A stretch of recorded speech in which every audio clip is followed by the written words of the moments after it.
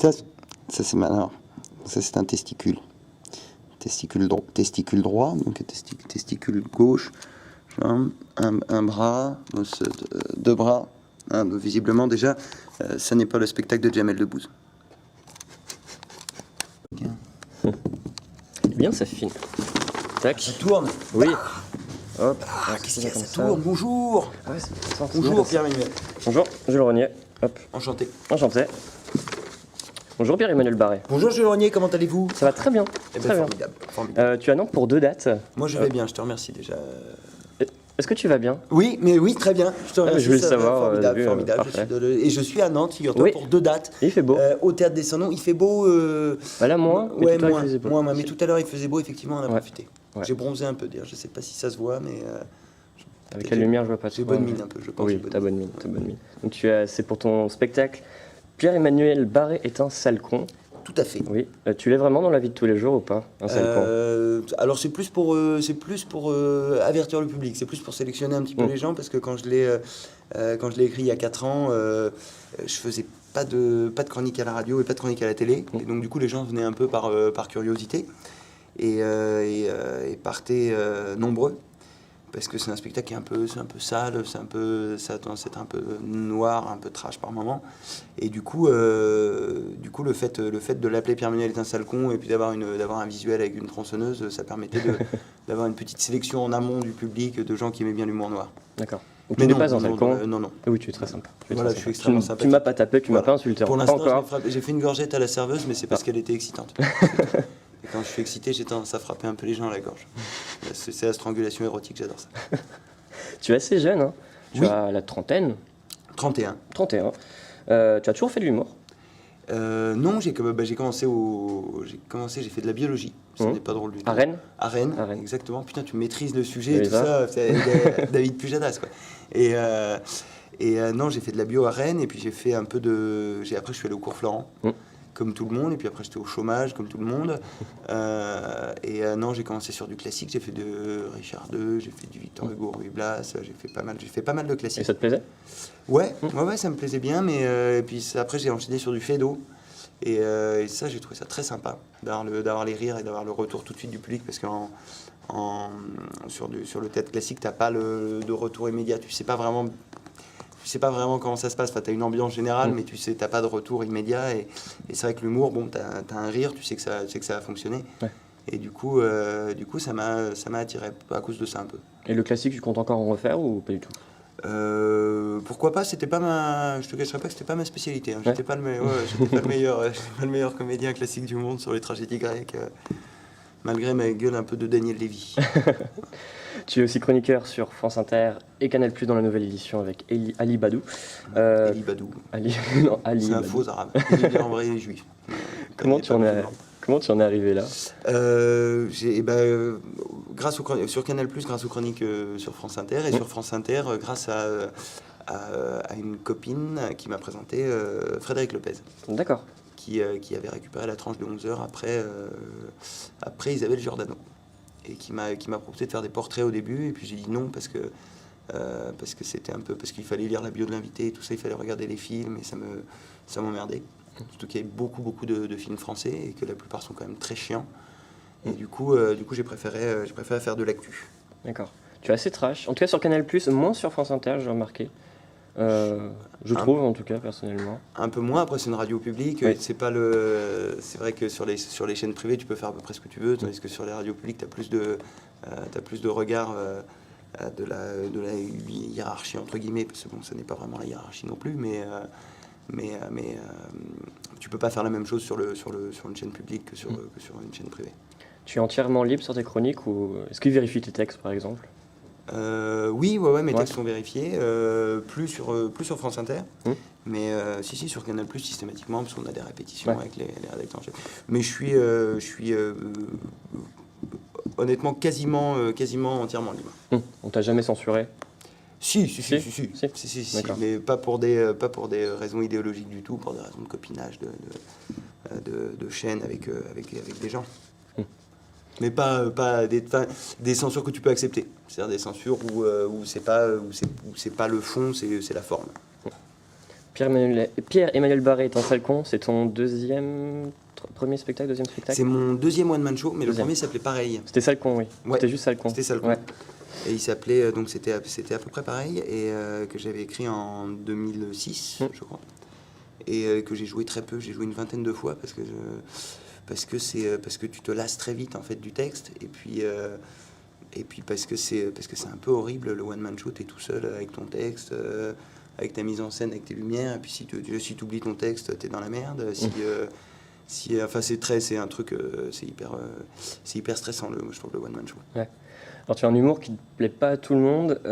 C'est quoi la pire réaction que tu as eue dans le public? La pire réaction, c'est toujours les gens qui partent. Ouais. Ah, il y en a qui sont partis. Ah oui, ouais, j'ai fait Ah oui. régulièrement. D'accord. Mais ce soir, des gens vont partir. T'es sûr, tu penses? Oui, D'accord. à chaque fois, quasiment des gens partent. Mais non, j'ai jamais eu des gens qui m'ont alpagué. J'ai eu un type qui a fait, mais ça n'avait rien à voir avec le spectacle, qui a vomi sur scène.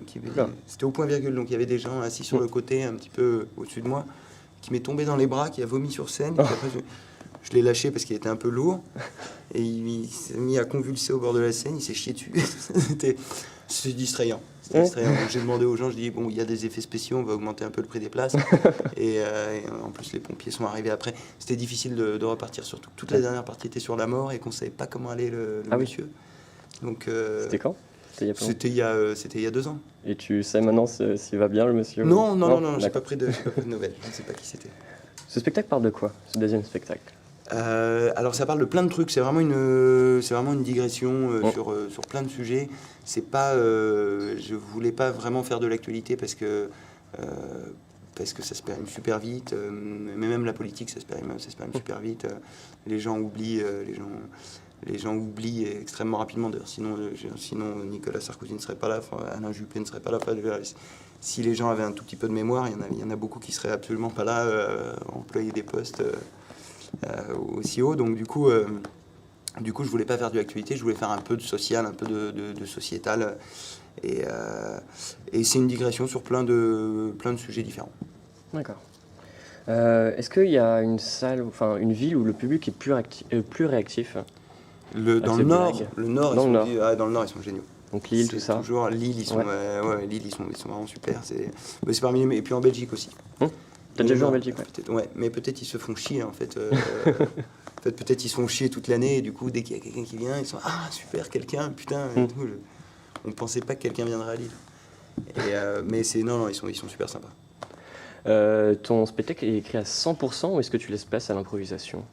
Non, je fais pas mal d'impro. Ouais. Ce qui est assez gênant d'ailleurs, parce que j'ai tendance à me perdre un peu dans l'impro. Ouais. À Lille, justement, quand se passe, la durée du spectacle est très variable. Il fait.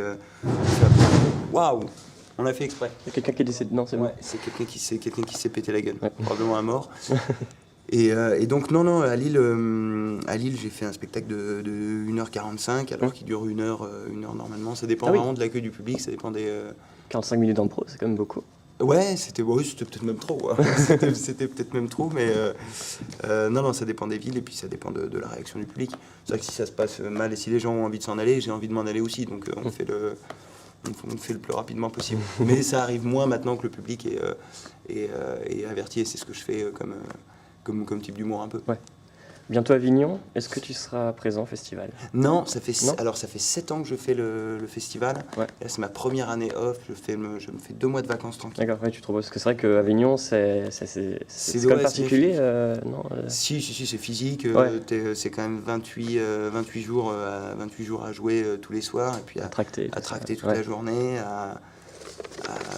et puis avec faire de la relation publique aussi avec les gens. Il faut vendre son spectacle, il faut se démarquer des autres. Il faut rencontrer, et puis il faut rencontrer des gens, il faut être toujours en forme pendant un mois, donc c'est un peu difficile. Oui, c'est un mois.